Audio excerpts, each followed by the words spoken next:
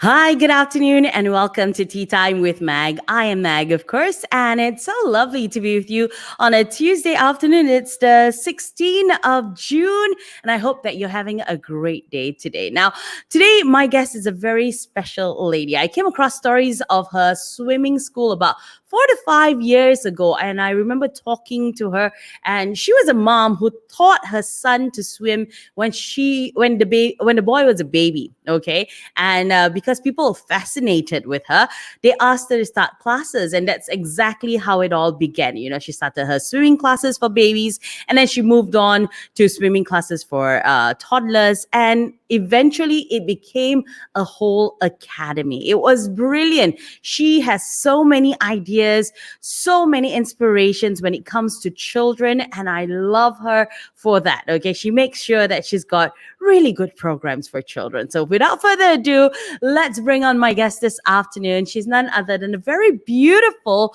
Brazilian Erika Peres. Hi, Meg. Thank you so much Hi. for inviting me for your show. I love to have tea with you. I believe you have your tea on standby as well, right? There is here. Very nice.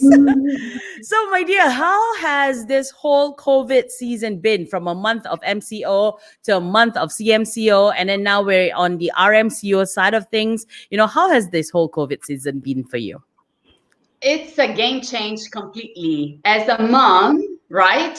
Working mom, I see myself back full time in the house with my kids now doing online learning in the school. So I'm trying to juggle between two kids. I have one boy 10 years old, another one 5 years old. So the age gap is quite long. I mean, it's quite big, and they're learning different things. So I'm trying to cope with this whole online thing because we don't have a teacher anymore. So you have to keep learning. Oh my God, mathematics, English. So how do we do this? So that's one side. And the other side is from the professional side, which we had to readapt all our classes. And I have a sports academy. We have That's two right. projects. We have EPS Sports Academy, and also we have Olympic Kids Club. And both clubs, we offer a range of physical activities for kids. So gymnastics, swimming, football, basketball, dodgeball. It's a number of activities. And those activities, you need the kids to be there in order to do the class. So it was a big change for us trying to do online classes, video classes, engage the kids, and if you see, I think I send you one of the videos that we did. Yes. So trying to keep the kids active during this MCO. So we did Yes. that. We did football. The football video is awesome. You will see that the kids trying to do a football lesson on a living room that is very small and very tiny. So we had That's right. to readapt things and, thinking on the new normal. Correct. Now, as a children's sports and recreational activities provider, I'm sure you've had to face a great deal of challenges this past 3 months, isn't it? I mean, there's so much uncertainties. You don't know when it's going to be all clear for you to get back to business and bring the kids together once again. So, maybe you can share with us some of the challenges that you face and what you've done to sustain this past couple of months. Well, the challenge was definitely trying to offer the classes and the services that that we have in the academy through online, and everybody has a different size in the house, a different space that you can Correct. do so much. So it was very challenging that way. What we did towards to go through this was we deliver a lot of online classes, but also I've created a channel.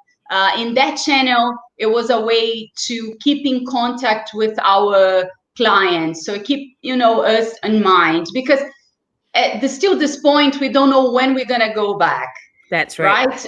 There was a announcement from the sports ministry saying, oh, football now is allowed, but no contact. There are some SOPs. But then even if we open, are parents ready to bring the kids to us? Or Correct. are we ready? What are the SOPs to ensure that the kids are actually safe with us. So these are, I think, the challenge that we're trying to figure out as we go in order to continue in business.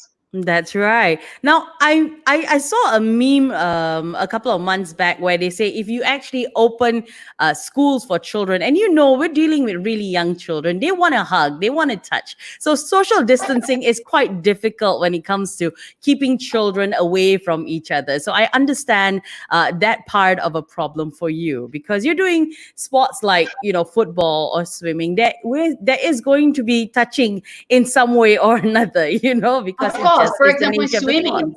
Correct. Correct.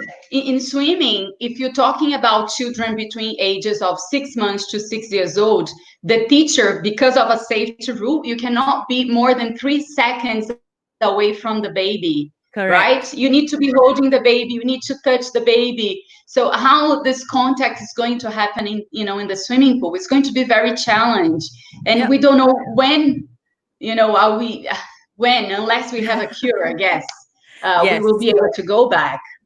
I don't even know whether we're even close to getting a cure, considering the fact that it's mutating faster than we can even think, So it's quite scary to think about what's going to come. Anyway, like you mentioned earlier, there's a lot of online classes that you've been doing with children.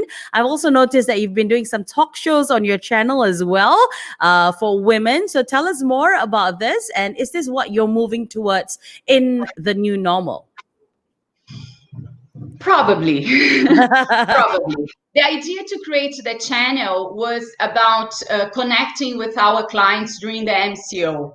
I understand there was a lot of challenge for the parents to purchase our classes. So then we decided to, just open up and do it for free in the channel. So I did tap dance class, football class, dance class, fitness class, reading, storytelling, public speaking. And then I realized there was a need on the channel to create some other contents. So then I decided to create the Mommy Story, where mommies share their stories about their motherhood and funny facts, fun memories. And that, those videos stopped picking up, and I felt it was a big audience. And since I had a big audience, why not to help people? So I met lovely ladies in social media, and they are entrepreneurs. And they have like some small business. So I'm trying to give the platform that I have to expand their business and promote the services. So some ladies does catering, the other one does fitness. So there's a lady who does MetaFit, and the other one does Salsation, and so I'm trying everything, and I'm just keeping the channel open to help each other during this time. Because there's so much we can do. So why not? That's right. Now, how many classes do you currently have running at this point? So we have about 12 classes per week running on our online. So it's very, very minimal. Because, for example, in Olympic, it was over 120 classes per week. So we are down into a very minimal classes. That's like 10%. Yes. So trying to see if we can, improve that. Which has the most, which has garnered the most interest? It's the Disney dance. Really? Disney dance. Yeah. Well, Disney songs, everybody knows, and all the kids absolutely love it. So I create a simple choreography that is super easy to follow. So if they can, they can learn in about like 2 or 3 minutes. So here are the steps we're going to repeat, and it's the same sequence. And that somehow that dance class become very popular between boys and girls. They love to dance. They send a message to me to say, "Oh, I want to dance here. I want to dance there." The other day, a boy said, "Oh, I want to dance Paw Patrol," and I'm like, "Oh my God, who is Paw Patrol?" So you need to do a lot of homework as well. Yeah, well, I need to listen to the kids, what the songs that they want to dance. Then I need to create a choreography, make it very easy and simple for them to follow. Remember that. At the same time, I try to connect with them online, but I don't like to have parents around. I want the kids to be free while they're dancing. So it has to be very, very simple. and then they come to the class. So they're, I'm actually having fun with that. It's so cute to dance Moana and Let It Go and Aladdin. It's nice. So what's the process like? You say initially it was supposed to be charged, and then you went on to making it free, correct? Correct. So, I mean, who can take part in the classes? Is it only for existing clients? What's the process? No, we are open for everybody. We just ask them to message us through our Facebook page, EPS Academy Malaysia. And then we give them a password. We're doing through a platform called Zoom. So we just give them the passwords and then they can join. Okay, so is it like one kid at a time, or it's a whole classroom in that case? It's a whole class. It's a whole class. Fantastic. Okay. Yes. We had there was one class that we did when the MCO was very restrictive and the parents were like crazy looking for things. We've got over 100 kids attending the Dance Disney. Oh, wow. That's brilliant. But my question is though, children get distracted very fast. How did you manage to keep them, glued to the class all throughout the session? Well, it was a challenge to do online, that's for sure. Then, in the other hand, I have over 15 years experience working with kids from 6 months all the way to 12 years old. So to engage kids, you need to be very simple in your instruction. You need to give them something that they want to do and they like to do. And you need to be very dynamic. If you see my videos, I'm always, now this is what we're going to do. And we keep giving them instruction. Because if you, it's like, the rhythm of the class has to be fast all the time. If you take a moment, for example, if I take a moment to drink a water and come back, I will lose half of them and they won't come back. So I have to be really, really fast. I try to make the classes between 40 to 45 minutes maximum to make sure I retain them at least 90% of the session. But sometimes I see, a parent pushing a kid, go, you have to do it. And then, no, I don't want to do it. It's okay. Let me gain the trust. Let me talk to him. Don't need to push. The child has to do because they want to do. They want to learn. They want to be there. Fair enough. Fair enough. So what are the challenges that you face in terms of making sure that your class is dynamic? Making sure that it is interesting enough that the kids will continue throughout that whole 45 minutes. Plan. I need to have a plan. I need to know exactly what are the words I'm going to use, the introduction I'm going to use. I need to mention to them, here are the 10 songs we're going to dance today, and this. Do you like this song? So you have to stay there to make sure you're going to dance. And then I do lots of planning. But I listen a lot to what they're looking for. So I want a PJ Masks song. I want a Sophia the First. I want this. So I have to keep it up, all these choreographies. And then even when I send the invites to the parents, I tell them, today we're going to dance Sophia the First. So then so then I join. So do you plan ahead in terms of, weekly plans, or is it like daily that you send off these messages? Usually is weekly. So I get my Sunday afternoon just to create choreographies and set my class plan for the week. Okay. All right. And your classes right now are the most popular is, of course, the Disney dance, followed by what? Then we have a little bit of fitness and then football. Now football is going to be open. So I think then another 2 weeks, we are able to go back to the football field. Okay. So we're looking at individual exercises that involve football at the football field. So I think that those are the classes I think that we're moving forward. Of course, the swimming is none. We That's can't do swimming this time. That's right. That's right. So, I'm just curious though, how have the parents responded to all these online classes? I'm sure it's like God sent, right? It's like, oh my goodness, finally there's something for my child to do. But what have they told you? Well, I think that it all started, I think we built up this whole, online classes. I remember it was one day that I received a note saying we have to shut. And then the next day is thinking, okay, so how we're going to do, how we're going to charge, what are these classes are going to be about? because we have to cut it off a lot of things that you just can't do online. Correct. So it was very challenging that way. And then we just try to create programs that everybody can follow. It's easy, and you can do without any equipment, you know. Yeah, I think that more or less that's the challenge, I think. But in other hands, I must say that at least parents from our academy, they're very understanding, and they were very supportive as well. I had lots of moms, like, I don't know if you know, but I had a Facebook page which was going really well. We had over 30,000 viewers for the talking shows, and it's all about the moms sharing around, Yep. themselves. And then suddenly that page was shut off by Facebook. Oh, wow. And then I had to create a new one. And immediately, like in 2 weeks' time, the page is back again, and the same sharing and the same viewers.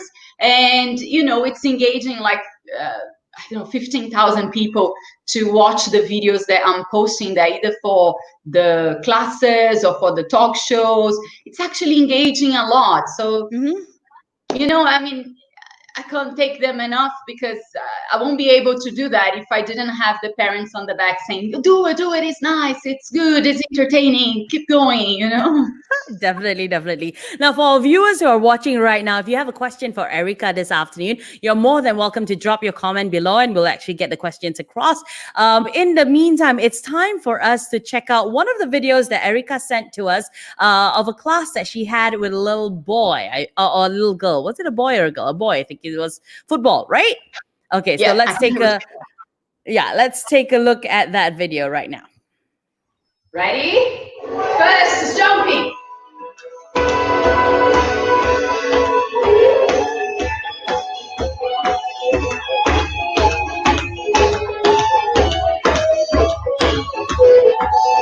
Very good. Keep going. Yes, great work. Change, everybody, in the middle now.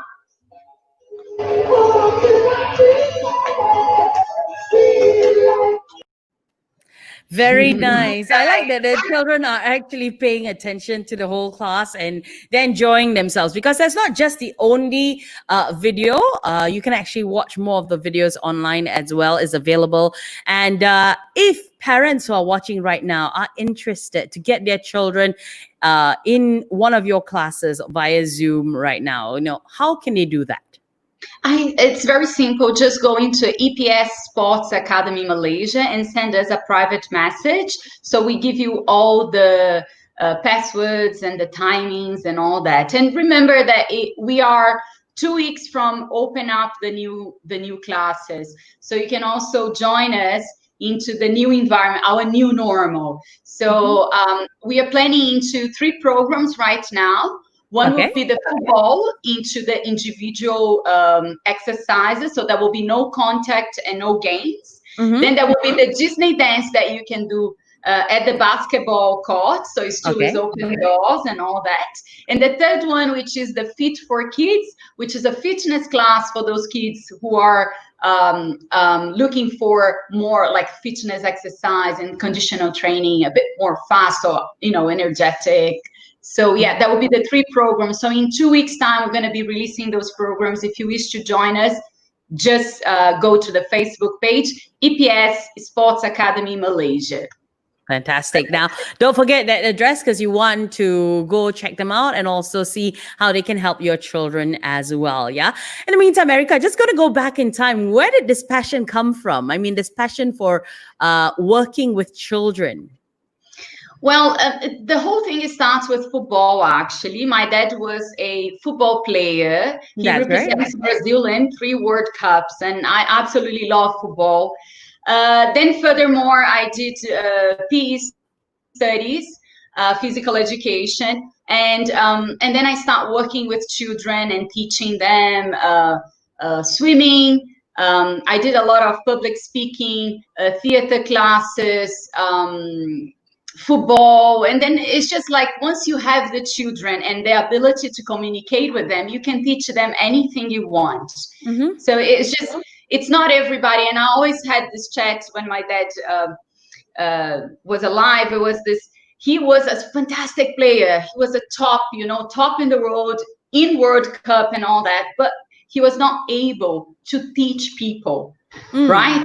Because the ability of teaching people is completely different. So you don't need to be this master super fantastic, but you need to be able to communicate with kids and in the same level, understand them and listen to them. So That's right. it's a completely different game. So that's when it starts my passion. And then from there, baby swimming was something I absolutely love it. I came to Malaysia and then we start doing baby swimming classes at my own house with a little group of kids. And then suddenly that group of kids will become like 30 mothers and they never leave my house. And then we had to move on to a public pool. That time, I think it was in Bandarutama, the public pool. So we moved to there. And then from there, I start all the classes. So it was literally a business that you start from my backyard with one baby and went all the way to 1,200 students. It was like a big jump in 10 years. What would you say are, the important criteria to have in terms of teaching children? Because let's face it, everybody can say that they want to teach children, but you need to have certain qualities to be able to reach out to the child, be able to get them to respond to you and to listen to you, and I could say that I want to do that, but I have no patience, Patience is a virtue that I don't have. So, what are some of the qualities that are important to teach children? Well, you need to be patient, you need to be active, but I think most important is the ability to communicate with kids. And I've seen like there are some teachers that it's there, it's like a talent, it's with you. Correct. And you communicate, you tell a story, everything is all about a story that you have to engage them to do it with you. So passion for children, passion for teaching. I think that's the key thing to be, teaching kids something, passion. Definitely. I think that's the most important quality to have when it comes to teaching children. You need to have the passion because that's what drives you to get up in the morning and get to do what you want to do or you have to do, which is teaching children. I want to say hi to Gibson Long, who's actually tuning in right now. Thank you so much for joining us. You guys are back at work and you guys are doing a great job, okay? Following all the SOPs necessary and whatnot. So thank you for joining us while you work. Thank you so much. Now back to Erika. Now, Erika, it's been months, doing online classes. Do you see this continuing into the new normal, or once once all the activities are permitted to continue outdoors, that's where it's going to go back and completely forego online classes? I think from our side in our academy, there are other values that we teach the children. And it's very important to have the presence, the touch, the connection. And I wouldn't I wouldn't give up on that. I do see online classes as a possibility. So if we do have, any other problems like haze we had in the past and we had to shut down for a few days. So now I see if we do have something like that, we can always fall back into online classes. But I wouldn't change the physical, the presence class. I think that the kids, when you're teaching kids, we're talking about passion. It's an exchange of things. I'm learning with the kids at the same time I'm teaching them. So we can't have that break. I think it's too cold. Also, I don't know, in Brazil we hug a lot. We are hugging people. We like to hug all the time. So I feel like I want to hug my kids. I want to hug my students. And that touch we cannot lose. Even if you're going to the new normal, I understand for a period of time we have to avoid. And this is the safest thing to do. But I would say I would not change a physical class. I would not change the outdoors, the beautiful of coming on a Saturday morning into a football field, or the amazing moments you have in the swimming pool and finding out that, wow, I can swim now, look at me, those moments. If you're not there, you can't have that. And those memories, that's what we create more than teaching swimming and I skill and all that, we create memories of building up the self-confidence in the children, the feeling of achievement. And those are the things that online, I think you Cannot. might lose on that. Yeah. That's right. You're missing that important quality, yeah, which is that personal touch. Yes, I think so.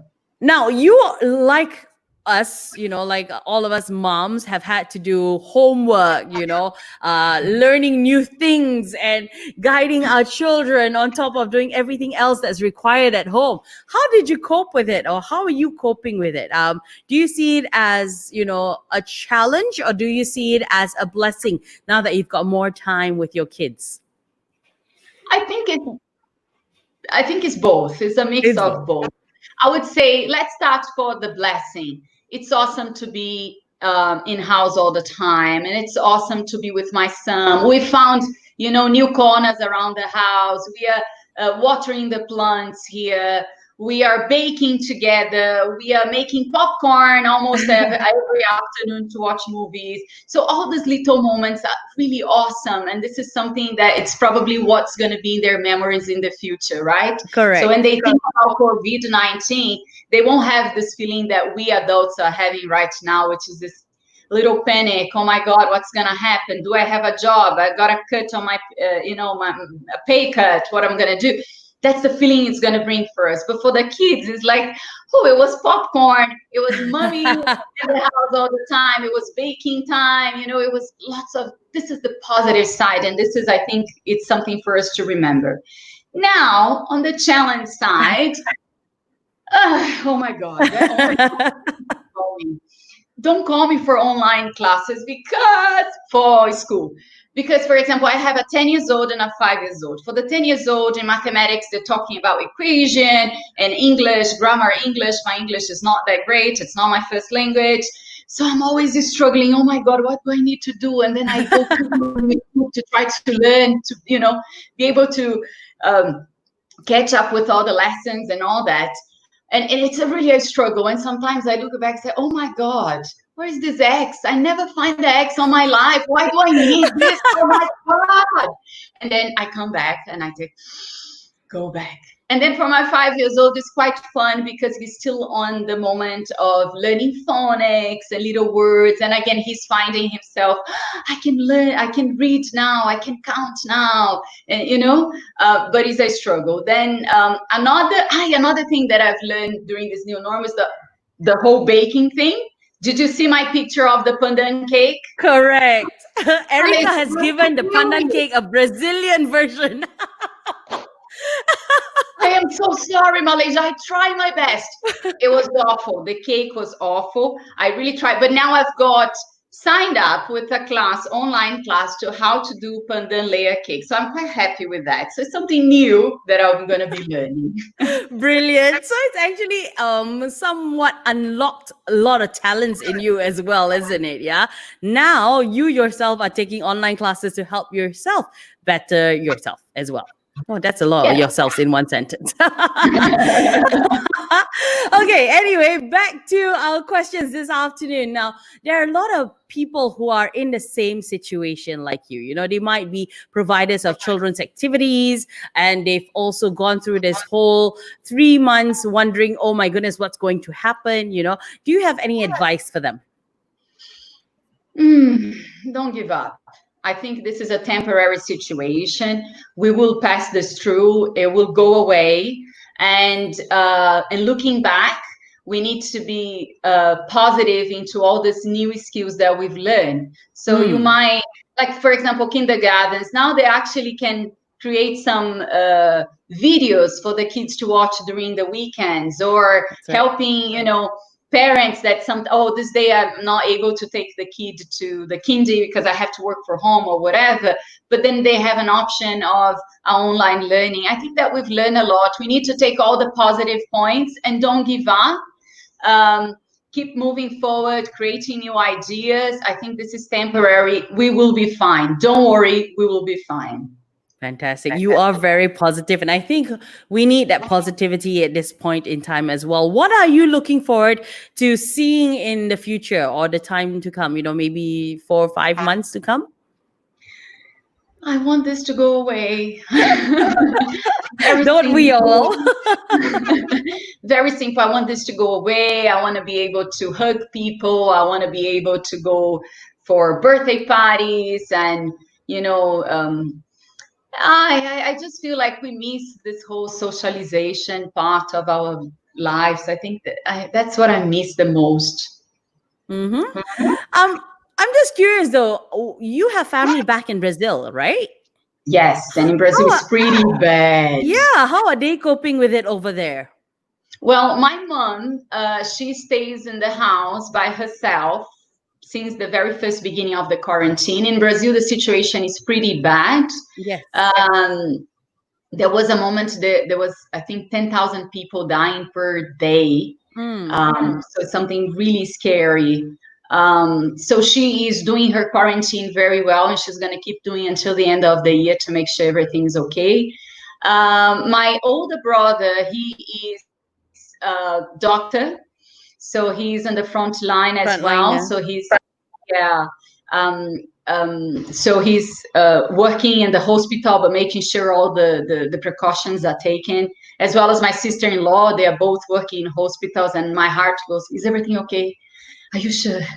And another thing that I noticed on my Facebook line was that a few weeks back, it was just like one or other person that got COVID-19. And now there's so many cases of my friends. You know, Mm, I only had like 3 people I knew that got COVID-19, but now so many of them, which from okay. one side, again, let's be positive because I'm always positive. They have already the antibodies. So they're moving on and they will be able to come back to the new normal a lot faster. But then, in other side, we're having so many deaths in Brazil, which is quite sad. Yeah, it is. It is. So, I know you're positive, but knowing that people might have COVID as well, that's got to take a lot from you as well, knowing that you're here and they're there and you can't do much, right? Yeah. Yeah, because the borders are closed. If something happened, I hope nothing happened, but I won't be True. able to go and visit, Yes, right? I correct. won't be able to travel. Even if I go, then I won't be able to come back. So Come it's back. just, yeah, we need to, what I'll do with my mom is we do lots of video calls during the day. And this is something also for our new normal. I managed to reconnect with friends that I haven't seen in years because now we are able, first we have the time, and now we are able to, do video calls. So I do video calls with my mom on a daily basis to find out what she's doing, what she's eating. And I find something very interesting about her that every time I call, she's like perfectly with the hair and the makeup and lipstick. Mommy, where did you go? Where did you go? I can't believe it. She's like, "Ah, I'm ready for my video call." Oh, so nice. She puts in the effort. Yes, she's like all the time, making sure she looks nice and beautiful in her video calls. So Beautiful. when I first saw, I got such a shock. I was like, "Where did you go? Where are you going? What are you doing?" I can imagine, but I guess women from her time were always, they were thought to actually dress up and look good all the time. So video calls are a big deal. So yes, you gotta dress up on video Yeah, for calls me, too. it's not. I'm like, no, yeah, hello, I just wake up now. So we're gonna hope that everything gets better in the future, especially also for your family and friends in Brazil as well. You're doing an amazing job, keeping that positivity up, keeping children occupied with really good activities as well. So keep up the good job and hope that everything will be okay and you'll be able to hug your kids once again and go out and do activities in the sun once again as well. So, we've come to the end of the show already. Do you have any last words for our viewers this afternoon? I just want to say that, let's keep everything positive, and this will go away and we will be fine. Don't worry. Fantastic. Erika, thank you so much on behalf of AFO Radio for joining us this afternoon. As a last reminder, if you'd like to invite all parents to go check out your Zoom classes, you can give them the links once again. Go ahead. Thank you so much for inviting me to have the tea time with Maggie. So if you Woohoo! wish to sign up for our Zoom classes, you can just check in our Facebook page, EPS Academy, EPS Sports Academy Malaysia. Is that what I'd say? Right. Yes. And then in 2 weeks' time, we're going to go back into the open doors classes. So just send us a message and we'll be glad to answer you. Fantastic. So EPS Sports Academy Malaysia, go check them out on Facebook and see how you can keep your children occupied because schools are still pretty much closed at this point. I hear, I think the latest one was kindergartens and preschools can be open as of July 1st, but we'll keep you updated as we go along. In the meantime, thank you for joining us. We're going to wish you a fantastic Tuesday ahead. Erika, once again, thank you and have a great day. Take care. Bye-bye.